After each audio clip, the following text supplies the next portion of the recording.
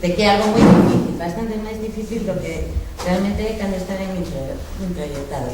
O problema que lle vexo é que ti falas da temporalidade da humanidade, pero hai unha temporalidade dentro do individuo que obliga a que teña que pasar un cierto período de experiencia de traballo persoal para poder eso, non sentirse atacado cando está falando unhas ideas, esas cousas, non? Entón, normalmente, cando se fala de posicións revolucionarias, se fan moi cedo na vida dunha persoa que xusto é cando está máis adolescente nas súas ideas, non? É unha das pegas que lle vexo, unha das pegas dos problemas, non? Que supoño que é non hai tanto de cambiar, pero... Eu quería comentar un pouquinho tamén sobre isto das ideas, que creo que é unha cousa que a mí me funciona, creo que é bastante bo que perdamos os tabús sobre moitos temas, por exemplo, que hai moitos tabús que sobre todo con un certo tipo de personas non se pode falar ou así, que non interioricemos isto e que non teñamos medo de falar moitas cousas, sobre todo con un grupo de personas tan abertas como estamos aquí ahora mismo. Creo que é algo que perdamos medo de falar de moitas cousas e intentemos comunicarnos entre nós, pero non só nestes grupos así cerrados, e quedarnos aquí, digamos, nun gueto, non? Por chamar, non é por decirlo de forma peyorativa, pero non deixar arrinconado, sino que intentemos aumentar esta forma de comunicarnos e de pensar cos demais pois ao maior ámbito posible. Nada máis, só unha idea de perder o medo de pensar e ao perder os tabús tamén se na reflexión e na conversación e o debate cos demais o que facemos é deixar tamén de ter ideas preconcebidas. Existe un mal de ter ideas preconcebidas sobre moitos temas que normalmente nos leva a errores de análisis e así. Creo que sobre todo o análisis e a comprensión da realidade do resto. Yo quería decir algo más.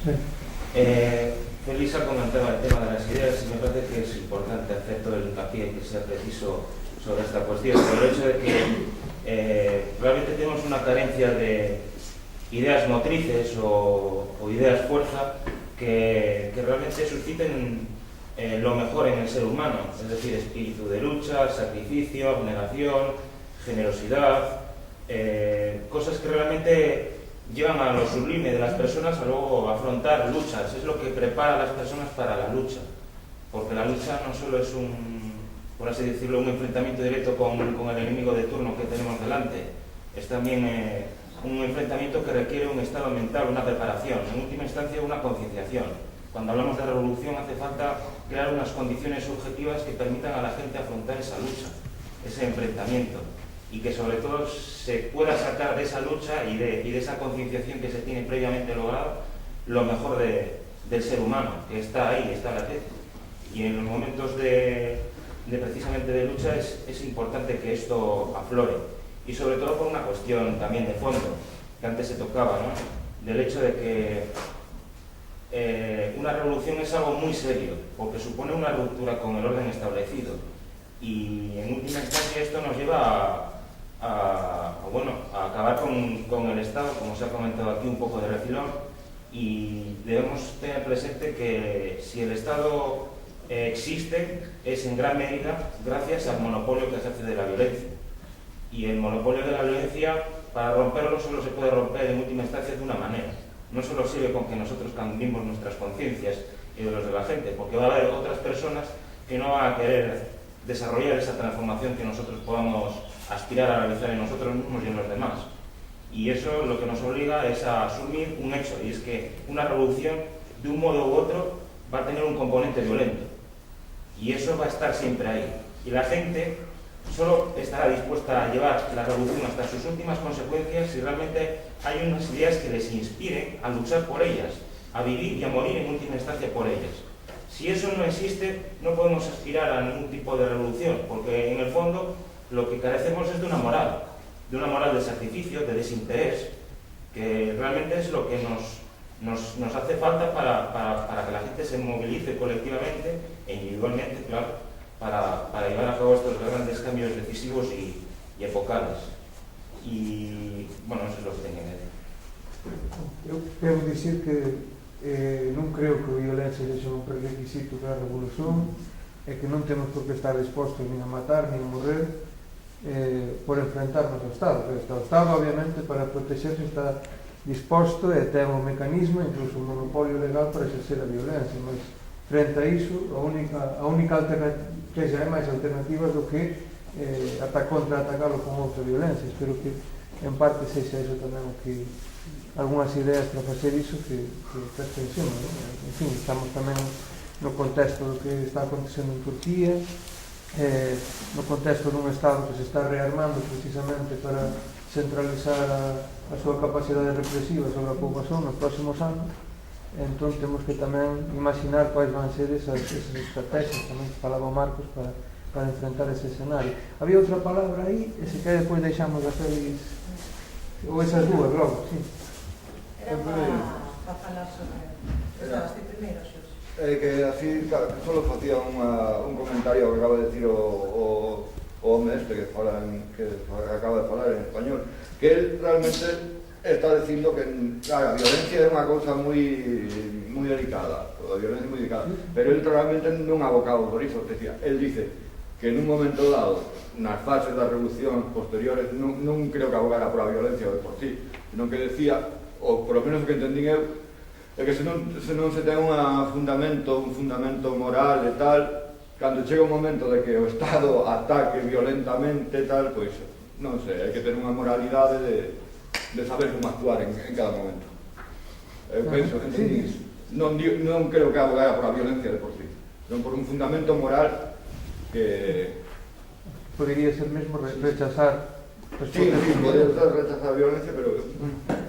A violencia é desa... Bueno, non digo máis. Claro, pero isto que dixo Félix das lutas reivindicativas que non traían o cambio, entón tuve que pensar aí rápido no momento para mirar se estaba de acordo, non? E o certo é que a min as lutas reivindicativas parecenme necesarias, igual que se dicía antes, non? En plan de toda a revolución, ou que o mellor non é posible, é necesario.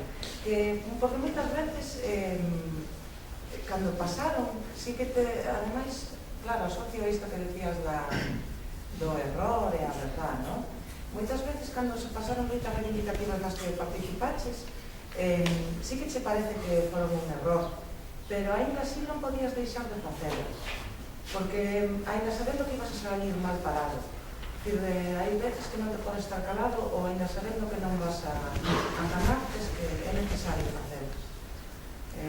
Eu aí, con as lutas reivindicativas, sí que rompo unha lana. Bueno, las luchas reivindicativas en una sociedad son inevitables, ¿no? O sea, siempre las ha habido, siempre las va a haber.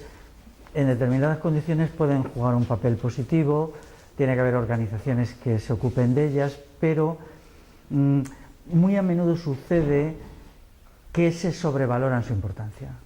Es decir, en el proyecto total se sobrevalora su importancia, ¿no? Entonces creo que habría que ajustar el significado de la lucha reivindicativa a la realidad.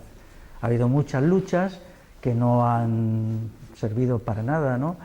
Y que o han aportado pues un bienestar material que a mí no me interesa, pero las va a haber, ¿no? Y ahora deberíamos dejar nuestro tiempo y nuestra mente liberada de la idea de que tienen demasiada importancia, o sea, dejarlas en un sitio reducido, pequeño y los grandes problemas que hoy tenemos tienen que resolverse planteándose primero directamente. Hay montones, mira, por ejemplo, una gran controversia sobre el sistema educativo no puede resultar de las luchas reivindicativas en ningún caso.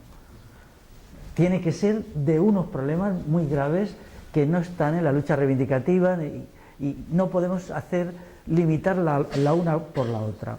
Pero, bueno, existen, es lógico que haya sindicatos revolucionarios y todo eso, ¿no? Yo lo apoyo, la existencia de un sindicalismo revolucionario, y sería muy importante que atrajera a mucha gente, ¿no?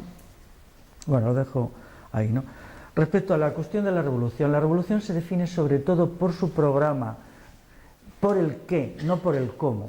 El cómo de la revolución se verá, el qué es el proyecto de las transformaciones. ¿no? Que es lo que ha faltado en la sociedad en los últimos 50 años. No ha habido un proyecto claro de transformación total de la sociedad.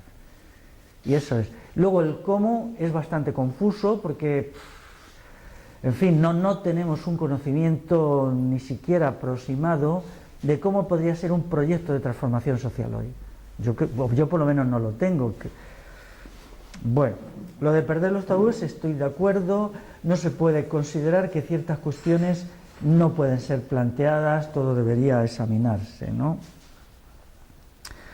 Luego lo que tú has dicho no lo he entendido bien y entonces pues si quieres hablamos luego de ello, pero he intentado, vamos a ver, no he entendido bien, ¿no?, el asunto, ¿no?, pero pues no te sé contestar. ¿Sabes? Bueno, mejor me quitas un peso de encima porque le estás dando vueltas todo el rato y no sabía qué decir. Bueno, luego respecto a lo que tú has dicho, eso es verdad que, o sea, el mundo tradicional nos proporciona elementos bastante interesantes. Lo que pasa es que son insuficientes.